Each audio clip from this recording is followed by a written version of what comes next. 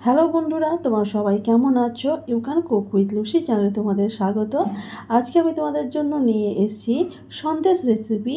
এই সন্দেশটি বানাবার জন্য না লাগবে ছানা, না লাগবে খোয়া, শুধুমাত্র সুজি দিয়ে এই সন্দেশটি বানিয়ে নিতে পারবে। দেখো কত সুন্দর লোভনীয় সন্দেশ, ভীষণই সুস্বাদু মজাদার এই সন্দেশটি। আমি কি করে বানিয়েছি সেটি দেখার জন্য ভিডিওটি লাস্ট পর্যন্ত দেখতে হবে। তাহলে চলো তোমাদেরকে দেখাই। দেখো বন্ধুরা, আমি একটা কড়াই নিয়ে নিয়েছি। এখন আমি ওভেনটাকে জ্বালিয়ে নিলাম। এখন এই কড়াইয়ের মধ্যে আমি দিয়ে দিব 1 কাপ লিকুইড দুধ। দেখো, এটা ফুল ফ্যাট ক্রিম দুধ আছে। এখন আমি এই দুধটাকে কিছুক্ষণ গরম হওয়ার জন্য ছেড়ে দেব। একবার আমি এভাবে নেড়ে চেড়ে দিচ্ছি। হালকা গরম হয়ে গেছে। এখন আমি দিয়ে দিব পুরো 1 কাপ পাউডার দুধ। এখন আমি দুধটাকে সুন্দর করে মিক্স করে নেব। তার জন্য একটা ব্লেন্ডারের হেল্পে এটাকে মিক্স করে নিচ্ছি। এতে আমার সুন্দরভাবে মিক্স হয়ে যাবে। দেখো বন্ধুরা, আমার মিক্স করা হয়ে গেছে। এখন আমি স্প্যাচুলার হেল্পে কিছুক্ষণ আমি এটাকে নাড়তে থাকবো।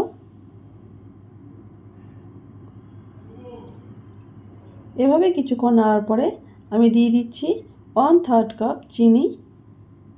আমি যে এখানে চিনির পরিমাপটা দিয়েছি একদম পারফেক্ট পরিমাপ দিয়েছি। আমি যে সন্দেশটা এখন বানাবো সেতে পারফেক্ট মিষ্টিটা হবে, না খুব বেশি না খুব কম। তাই সব কিছু মেজারমেন্ট হিসেবে তোমাদেরকে দেখাচ্ছি। আমার রেসিপি ফলো করে যদি বানিয়ে থাকো অবশ্যই এই পরিমাপগুলোকেও ফলো করে বানাতে হবে, তাহলে পারফেক্ট সন্দেশটা হবে। কিছুক্ষণ দুধটা বয়েল হওয়ার পরে এখন আমি দিয়ে দিচ্ছি 1/4 কাপ সুজি। এটা বড় চামচের 4 চামচ হবে।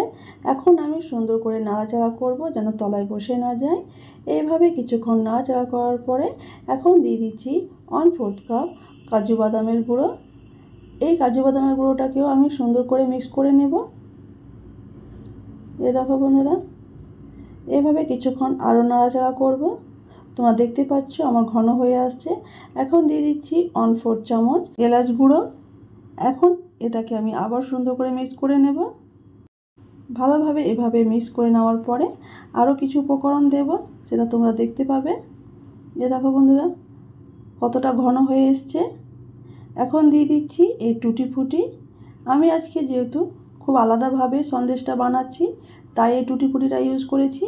তোমাদের ইচ্ছে হয় এটা ইউজ করবে, না হলে স্কিপ করে নেবে। টুটি ফুটিটা দিলে সন্দেশটা দেখতে ভীষণই সুন্দর লাগবে আর একটা সন্দেশের মধ্যে একটা নতুন স্বাদ আসবে। দেখো দিয়ে দিচ্ছি 1 চামচ ঘি। এখন আমি আরেকবার নাড়াচাড়া করব। যতক্ষণ না এ ঘন হয়ে আসবে না, প্যানটা ছেড়ে দেবে না, ততক্ষণ নাড়াচাড়া করে যেতে হবে আর এটাকে মিডিয়াম আঁচে রান্না করতে হবে। এখন দিয়ে দিচ্ছি 1/4 চামচ লবণ। এতে যে মিষ্টির স্বাদটা আছে সেটা ভীষণই সুস্বাদু আর মজাদার হবে। সন্দেশ বা খিরসা বানাবার সময় যদি একটু লবণ ইউজ করো ওর স্বাদটা দ্বিগুণ বেড়ে যায়। এখন দিয়ে দিচ্ছি 1 চামচ ভিনিগার। এখানে তোমরা 1 পিস লেবুর রসটা দিতে পারো।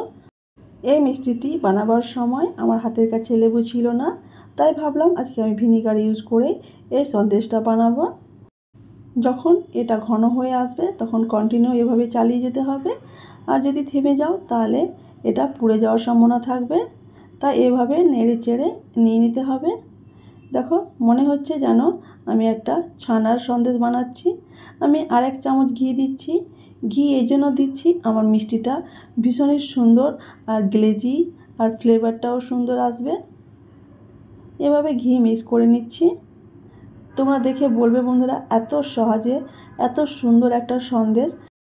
যখন তোমরা এটা ঘরে বানাবে তখন বাইরে থেকে কিনে আনার জন্য ভুলে যাবে, কারণ ঘরের তৈরি সন্দেশ খেতে আলাদাই টেস্ট লাগে। দেখো আমার হয়ে গেছে। এখন আমি ওভেনটাকে বন্ধ করে দেব। দেখো বন্ধুরা, আমি ওভেনটাকে বন্ধ করে দিলাম। এখন একটা থালার মধ্যে নিয়ে নিব। সমস্ত ব্যাটারটা এই থালার মধ্যে নিয়ে কিছুক্ষণের জন্য এটাকে আমি ঠান্ডা হওয়ার জন্য ছেড়ে দেব। রুম টেম্পারেচারে এটাকে ছেড়ে দিতে হবে। দেখো আমার সব ব্যাটার নেওয়া হয়ে গেছে।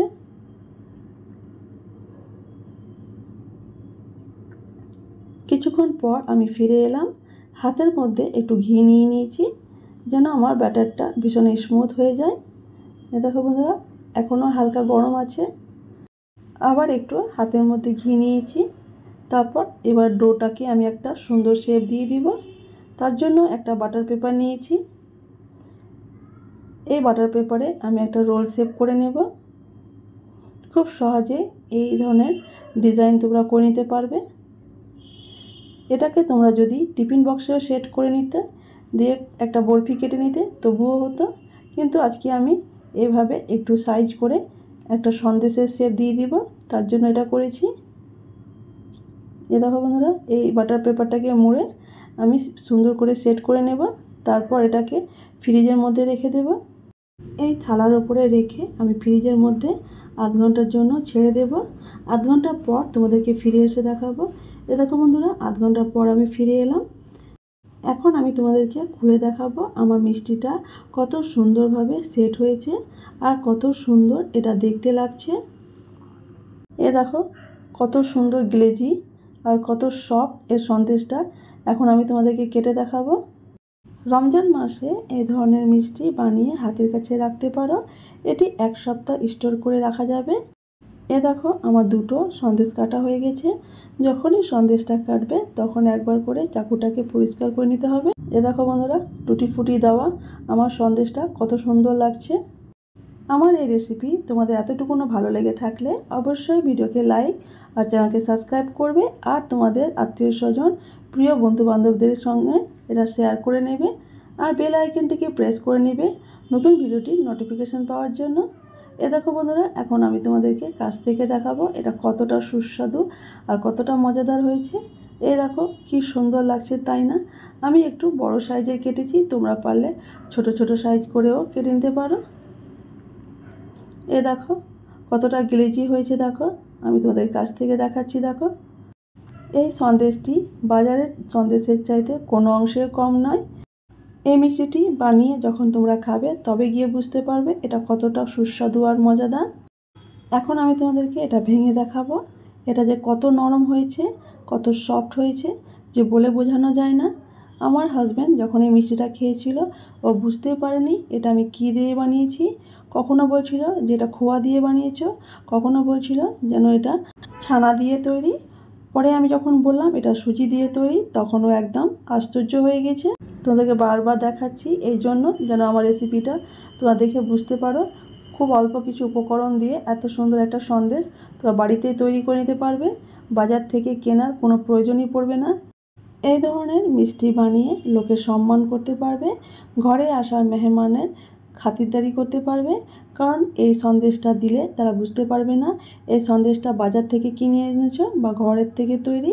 এখন আমি তোমাদেরকে এটা খেয়ে বলছি বন্ধুরা, বিশ্বাস করো সুস্বাদু আর মজাদার এই সন্দেশটি। মনে হচ্ছিল যেন পুরোটাই খেতেই থাকি। এইভাবে পুরো 1 পিস সন্দেশ আমি খেয়ে নিয়েছি। এই সন্দেশটি ছোট বড় সবাই পছন্দ করবে। আমার এই রেসিপি তোমরা যদি ফলো করে বানিয়ে থাকো অবশ্যই তোমাদেরও এতটাই সুন্দর হবে যতটা আমার সুন্দর হয়েছে। যারা আমার এই চ্যানেলে প্রথমবার এসছো তাদেরকে রিকোয়েস্ট করব, প্লিজ আমার চ্যানেলটিকে সাবস্ক্রাইব করে দিও আর বেল আইকনটিকে প্রেস করে নিও।